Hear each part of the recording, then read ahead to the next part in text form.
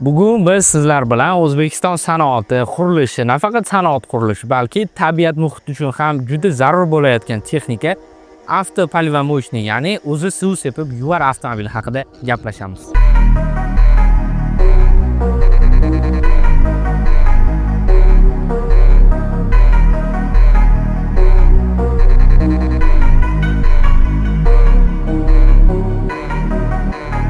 Hozirgi kunda O'zbekistonda qurilayotgan ko'p obyektlarda chang va g'ubor masalasi yuqori o'rinlarda turibdi va bu o'rinlarni ekologik inspeksiyalar juda qattiq nazoratga olishmoqda.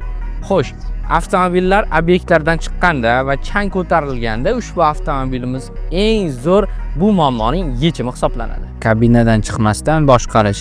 Haydovchi suv sepish tizimlarini oldi va orqa purkagichlarni to'g'ridan-to'g'ri kabina ichida qulay pult orqali bir tugma bilan boshqaradi. Noqulay ob-havoda ham tashqariga chiqish hojati yo'q.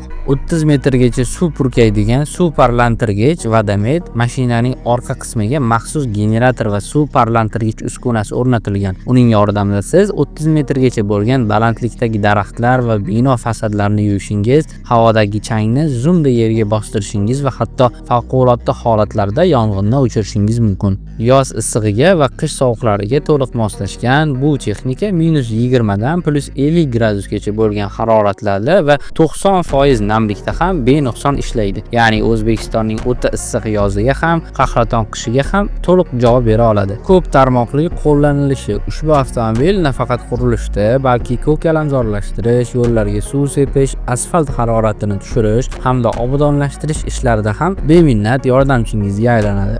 Ushbu avtomobilimiz nafaqat obodonlashtirishda, balkim ko'kalamzorlashtirish va barcha sizning talablaringizni qondirish uchun ham ishlatsangiz bo'ladi. Xulosa qilib aytganda, Foton Amandi texnikamiz shunchaki suv tashuvchi transport emas, bu sizning biznesingiz, obyektingiz uchun tayyor tozalik majmuasidir. Agarda avtomobilimiz sizga qiziq bo'lsa, kommentariyaga suv so'zini yozib qoldiring.